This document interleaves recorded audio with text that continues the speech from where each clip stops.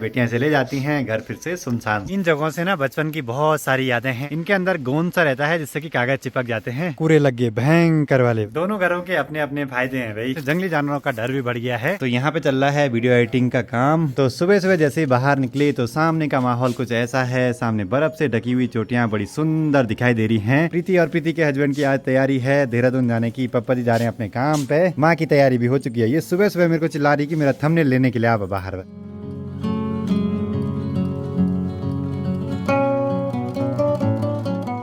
तो सबसे पहले आप सभी को मेरा प्यार व नमस्कार। मेरा नाम है आलोक राणा और स्वागत है आप सभी का देवभूमि उत्तराखंड के इन खूबसूरत पहाड़ों से। सुबह सुबह इन खूबसूरत पहाड़ों के सामने बैठने का तो मजा ही कुछ अलग रहता है और हम बड़े भाग्यशाली हैं कि हमारे घर के ठीक सामने ऐसे नजारे दिखते हैं। तो चले जी 10:15 बजे अभी प्रीति के हस्बैंड की तैयारी हो चुकी है देहरादून जाने की। माँ भी जाएगी इनके साथ पुराने वाले घर तक। मुझे इस वाले घर पे बहुत सारे काम है। टिप से जो कपड़े थे उनकी धुलाई करनी है, घर की साफ सफाई, वीडियो एडिटिंग वगैरह। तभी जाऊंगा मैं पुराने वाले घर पे आज। प्रीति के जाते ही घर हो गया फिर से सुनसान सा भाई। बस मैं ही अकेला यहाँ पे हूँ अभी। मतलब ऐसा ही होता है माहौल। बेटियां घर आती हैं, घर में चहल पहल बनती है, बेटियां चले जाती हैं, घर फिर से सुनसान सा। अब मैं घर के सारे काम निपटा देता हूँ एक बार। तब तक आप आसपास के खूबसूरत से नज़ारे एंजॉय कीजिए। ये सामने पे चौखंबा पर्वत और यहीं पास में है मदमहेश्वर द्वितीय केदार भगवान जी का मंदिर। और इधर साइड रह गया केदारनाथ भगवान जी का मंदिर इस पहाड़ी के पीछे। और इधर साइड इस पहाड़ी के पीछे है तृतीय केदार भगवान तुंगनाथ जी का मंदिर। तो तीनों पहाड़ियाँ हमको यहाँ से थोड़ा बहुत देखने को मिल सकती हैं। अभी थोड़ा चलते हैं ऊपर आकाश की तरफ।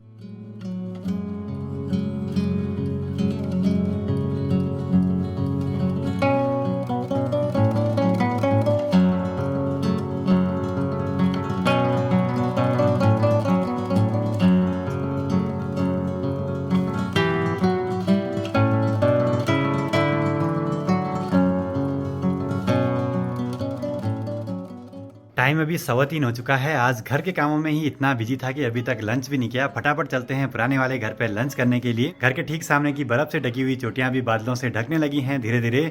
दिन बढ़ते बढ़ते यही होता है।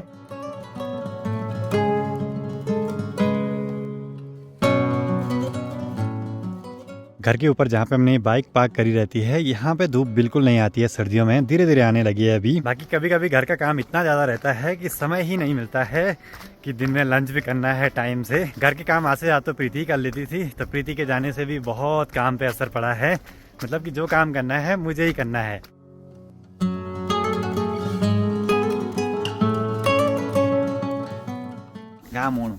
यहाँ पे ऐसी धूप हो रही है कि क्या ही बोले भाई। माँ बोली कि अंदर बैठेगा कि बाहर पे ही बैठेगा। मैंने कहा बाहर पे तो आजकल ऐसी चमक लग रही है यहाँ पे बहुत तेज वाली भाई। दोनों घरों के अपने अपने फायदे हैं भाई। यहाँ धूप बढ़िया लगती है, वहाँ गर्मियों में बढ़िया माहौल रहता है। लंच करने के बाद अभी पापा जी और मेरी तैयारी हो चुकी है गौशाला की तरफ जाने की। वहाँ कुछ काम है।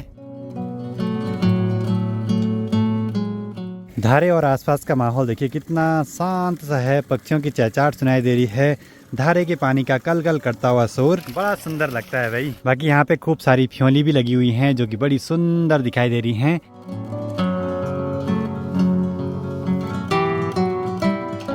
सर्दियों में गौशाला में जानवरों को बाहर पे ही रखते हैं ज्यादातर यहाँ, क्योंकि बड़ी मुश्किल से तो यहाँ धूप आती है। बाकी पापा जी और मुझे यहाँ नीचे जाना है, कुछ घास और लकड़ियाँ वगैरह इकट्ठा करनी है। और यहाँ पे देखिए सिर्फ केले के पेड़ हैं, केलान ही केलान। हम नेपाल में गए थे, वहाँ देखे थे बहुत सारे केले के पेड़ भाई। मतलब जंगल के बीच में भी केले के पेड़ लगे हुए हैं। पर यहाँ ना इतने भी हो जाए तो बहुत है। अगर होने लगे फल अच्छे से तो अपने लिए तो काफी सारे हो जाएंगे। ऐसे में भी यहाँ कुछ पेड़ लगाए थे, सारे सूख चुके हैं। टहनियाँ देखिए पूरी सूख चुकी हैं। इस पे तो शायद कोंपल ला सकती हैं। मतलब कि 4-5 पेड़ लगाए थे, उनमें से एक खराब हो गया पूरी तरह। और ये ठीक सामने पे देखिए केले का पेड़ भी लगाया था, वो भी धीरे धीरे होने लगा है। यहाँ ना काफी टाइम के बाद आना हो रहा है। पूरा बदलाव से दिखाई दे रहा है चारों ओर। इन जगहों से ना बचपन की बहुत सारी यादें हैं। दीदी और मैं यहाँ ना बैल चराने के लिए आते थे मस्त मजे से। इस वाले पेड़ पे बड़ी सी बेल दिखाई दे रही है ना, इस पे हम झूला भी खेलते थे। टूटती ही नहीं थी भाई, बहुत मजबूत होती है। पहले यहाँ ऐसा माहौल नहीं था, आसपास झाड़ियाँ कम थी, लेकिन अब यहाँ कोई नहीं आते हैं ज्यादा। तो फिर यहाँ झाड़ियाँ बढ़ गई हैं।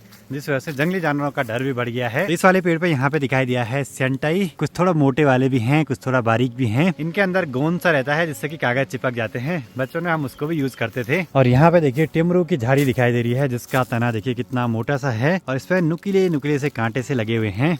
इसकी दातून भी बनती है जिससे कि दांत बहुत साफ हो जाते हैं। भाई जो साधु लोग रहते हैं उनके हाथों पे भी यही वाला डंडा रहता है। यहाँ पे हमें तेड़ू की बेल भी मिली है जो कि कंदमूल है और शिवरात्रि के टाइम पे ज्यादा खाया जाता है।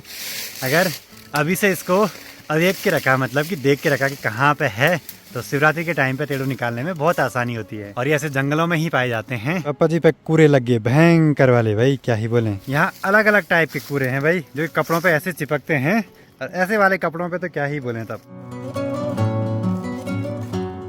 यहाँ पुराने जमाने की नहर भी दिखाई दी है जिससे कि शायद रुपाई के लिए पानी जाता होगा पहले। हमने तो रुपाई होती हुई नहीं देखी है यहाँ अपने घर के आसपास, लेकिन पहले होती थी बोला। और यहाँ सामने देखिए सिर्फ रिंगाल के ही पेड़। रिंगाल की इन झाड़ियों के बीच भालू का डर भी रहता है।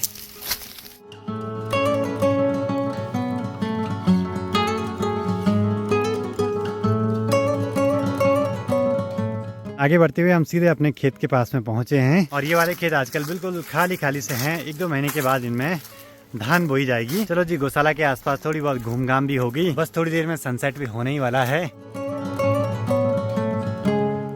और गौशाला के पास में यहाँ पे खूब सारे नींबू लगे हुए हैं इस पेड़ पे।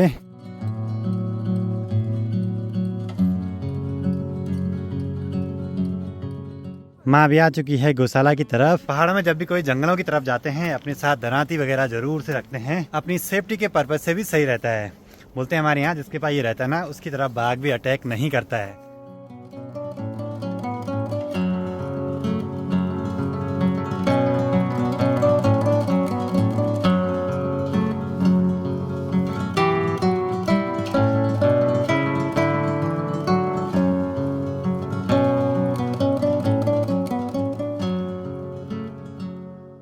घर के आसपास इतना शांत सा माहौल है कि पक्षियों की चहचहाने की आवाज बड़ी सुंदर लगती है। ये मेरी की आवाज है जो कि ठीक सामने जंगल में एक पेड़ पे बैठी हुई है।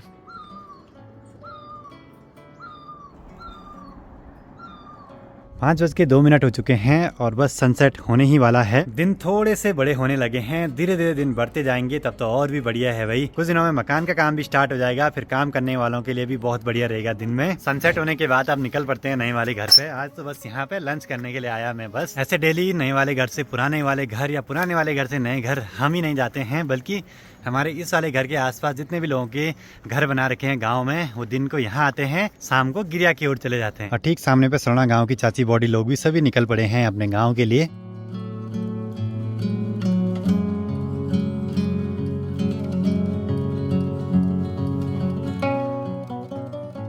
चलो जी, सनसेट भी होने ही वाला है और चौखम्बा पर्वत पे सूरज की आखिरी किरणें बड़ी सुंदर दिखाई दे रही हैं। सनसेट की लालिमा तो बड़ी सुंदर रहती है। बस अब नज़ारे एंजॉय करते हैं फटाफट से।